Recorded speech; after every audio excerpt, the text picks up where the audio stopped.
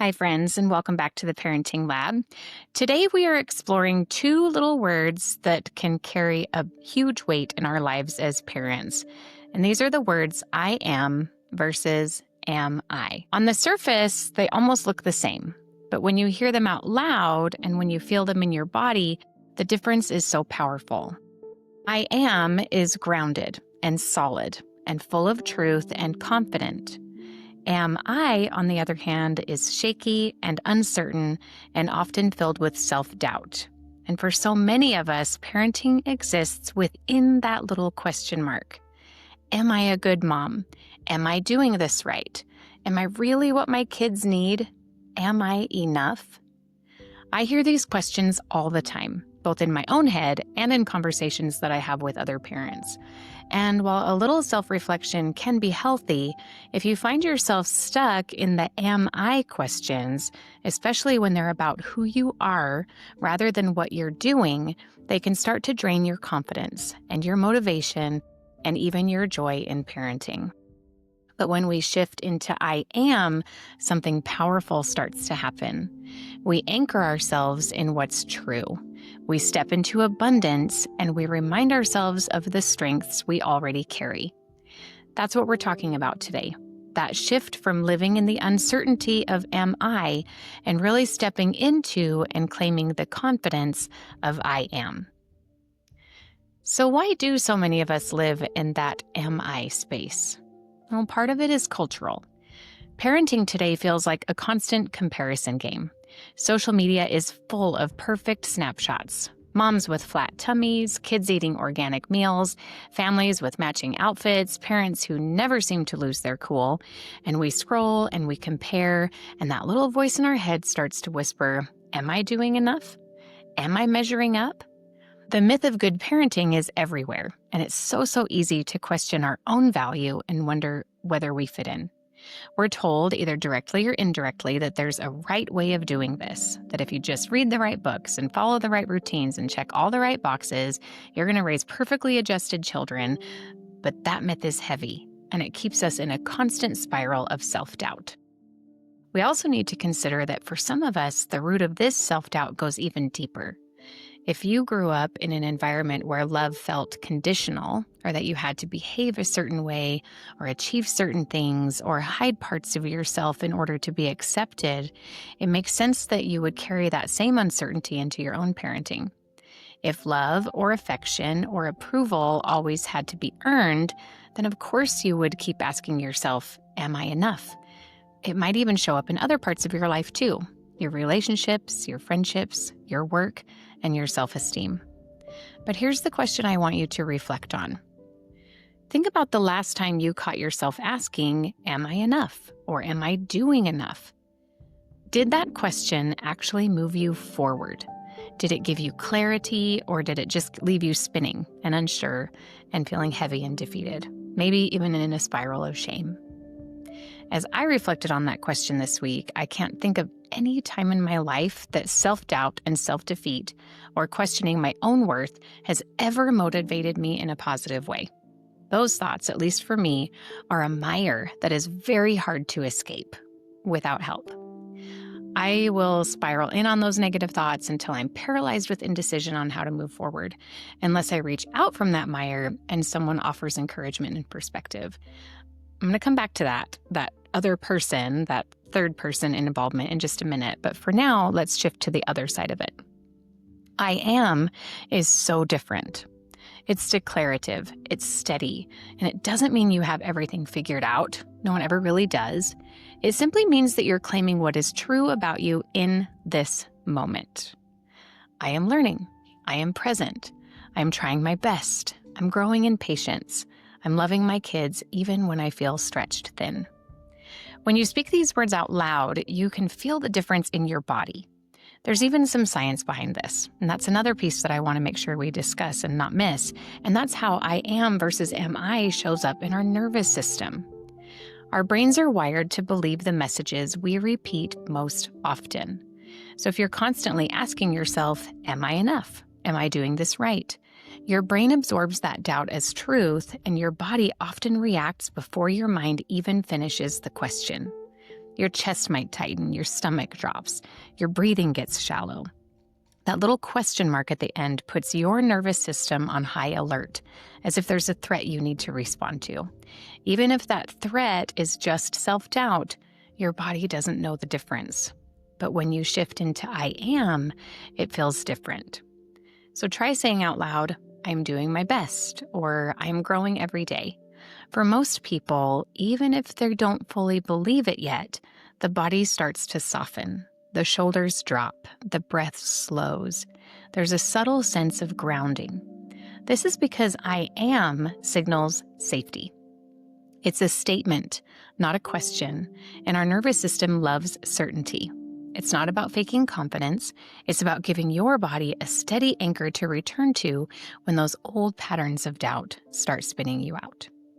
So the next time you hear that inner voice whisper, "Am I enough?" I want you to pause for a second and check in with your body. Feel what that question does inside of you. And then I want you to flip it. Say instead, I am enough, and notice how your nervous system responds. The words don't just shift your mindset, they're actually shifting your biology. That is why I am is so powerful. It doesn't just live in your head, it actually helps regulate your whole system so that you can parent from a calmer and more grounded place. It doesn't have to feel comfortable yet. You might even feel like you're lying to yourself, and that's okay. This might be new, and sometimes our nervous system resists new language because it doesn't quite line up with the old messages that we've carried for so long. But the more we repeat it, the easier it becomes to believe it. And this is where motivation comes in. Am I questions drain our energy. They're rooted in scarcity. They make us feel like we're always behind, always one step short of where we should be. And when we live in that scarcity mindset, parenting becomes exhausting. I am, on the other hand, builds momentum. It gives you energy because you're starting from a place of abundance, of fullness, not emptiness. You're acknowledging what's already true, and from there, growth feels possible. So think about the difference. Am I patient enough? That's scarcity. It's criticism. It makes you feel less than. But if you shift it to I'm growing in patience every day, that is abundance. That's forward motion. That's hope. Now, it's important not to slip into toxic positivity. It's not about pretending that everything's fine when it's not. It's about anchoring yourself in the truth that you are already showing up, already trying, and already loving. And from that place, you can keep growing. I want to give you 3 really quick and easy ways to ground into this reframe from am I to I am. Okay, so first, practice either writing down or saying to yourself 3 I am statements every day. Keep them small and simple, just easy affirmations of the things that you're sure of or that you're at least making an effort in. Okay, second, I want you to flip the script. Catch yourself in the moment. When you notice that you're asking, am I, pause and just flip it around. Reframe it as an I am statement. And remember, this doubt doesn't always sound like am I. It can also sound like I can't, I'm not, I shouldn't. So when you're processing these thoughts and emotions in real time, it might be the shift from I can't do this to, okay, I can do this. Or I'm not patient enough to, I'm learning to be patient. This is so hard, but I'm trying. And third, say your statements out loud, especially to your kids. Make them real and involve others in your effort. Not only does it ground you, but it also models to your kids what it looks like to speak from identity and truth. And I promise you that they will believe you. Or at least they'll hold you accountable. This is something I've tried really hard to do in my family, especially with my daughter, because I really want her to have an inner voice of confidence and capability. So she's very quick to reframe my own self-doubt when it comes out. Whenever I get discouraged and start questioning myself, she'll give me that mom, and then I have to reframe it. So I'm grateful that she's invested enough in me and believes enough in me to challenge the limits that I put on myself, just like I tried to do to her. So yes, involve your kids. It's so awesome to have them in your corner. Okay, so are there times when am I questions are helpful? Yes. Am I is not always bad. It does have its place. The difference lies in whether you're questioning your behavior or your worth. When you ask yourself, am I being present right now? That's a healthy question. It helps you come back into alignment with your core values and intentions. If you ask, am I handling this with compassion? That can be a good check-in too. But questions like, am I enough? Am I what my kids need? Am I lovable? Those are the ones that keep you stuck because those aren't really about your behavior, they're about your identity. And when you question your identity over and over again, you erode the very foundation of your confidence, not just as a parent, but as a person. So this is the rule of thumb. Let am I help you evaluate your actions, but let I am remind you of your identity. Now, before we go too far, I want to pause and acknowledge something that's really, really important. I am statements are powerful, but that means they can also be harmful if we attach them to the wrong things. So think about the times that you've caught yourself saying, I am a bad mom, or I am failing, or even I am broken. These statements land in your nervous system the same way positive ones do. They settle in as truth. And over time, they start shaping the way you see yourself, the way you show up with your kids, and the way you experience the world. The danger with negative I am statements is that they don't leave room for growth. They stamp a label on you as if it's permanent. I am bad. I am lazy. I am worthless. Full stop. And when your body believes those messages, your motivation shrinks, your confidence drops, and you start parenting from a place of fear and shame instead of love and abundance. Now, that doesn't mean we should ignore our mistakes or bypass the real ways that we want to grow. But there is a huge difference between saying, I am a terrible parent, and saying, I am a parent who is learning. Both might come from the same hard moment, but one keeps you stuck in shame while the other one points you towards growth. So if you catch yourself repeating those negative I am statements, I want you to pause and think, where did this belief come from? Who taught me this? Is this really the truth, or is it just an old story that I've been carrying and believing? And then practice rewriting it in a way that leaves space for change. So instead of I am failing, try I'm finding new ways forward. Or instead of I am broken, try I am healing. Remember, your words are the building blocks of your self-esteem and your self-confidence and all of those good things. So what you repeat, you begin to embody. And you deserve to embody hope and growth and possibility. So how do you start making this shift from self-doubt to self-trust? First, you have to notice your patterns. Remember that the healing process begins with awareness. Where do these am I questions show up most often for you? Is it after interacting with someone you know, or that one mom from school, or even your own parents or siblings? Is it while you're scrolling social media? Is it in a vulnerable part of the day, like at the end of a hard day with your kids, or at the beginning of the day when you just can't imagine how you're going to get through it all again? Notice what the triggers are, the people, the behaviors, and the thoughts that lead up to the questioning. Second, you need to create a bank of I am statements. Really connect with what is true about who you are. Write them down in your journal or on sticky notes around your house, somewhere that you can see them on the hard days so that you can be reminded of the things that you already know are true, things that you don't have to keep questioning. When I first started on my own journey of healing, I made a list like this. Things I believed were true about myself. And you guys, they were almost all negative. I really struggled to believe that there was anything of value in me at all. It's been a long process, but that list is changing. So if this is something that you struggle with at first, please know that you're not alone in that.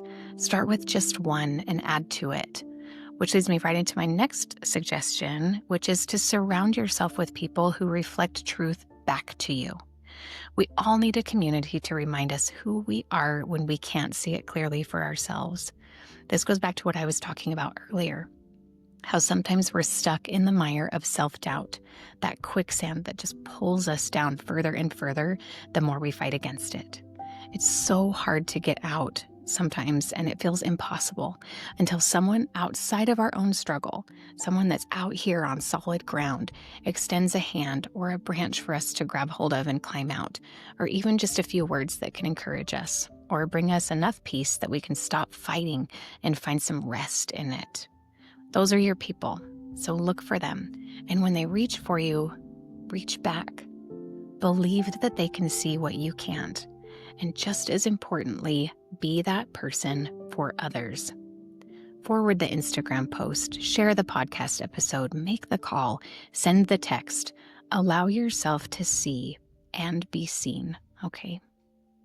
And finally, you have to do the healing work. Sometimes am I questions are the echo of old wounds. They're the voice of our past conditioning. And part of our work is learning to recognize those voices and replace them with our own.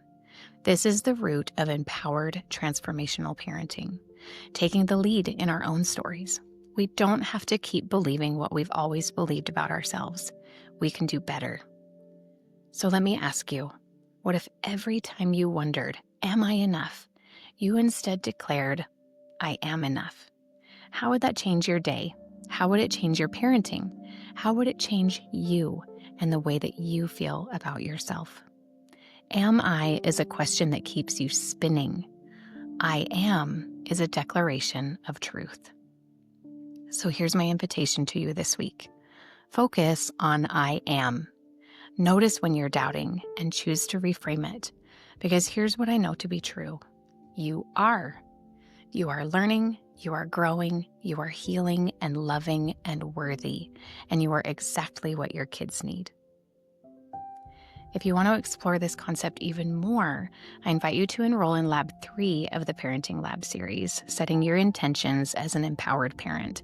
It is an amazing resource that guides you through your strengths and your values and helps you really connect not just with what you want in your parenting, but why you want it and how to make it happen. I'm going to link to that in the show notes for you, or you can find Lab 3 and the others in the series on my website at theparentinglab.org. I hope you have a wonderful week, and I will see you again next time as we continue to explore the art and science of parenting and put your parenting to the test. Take care.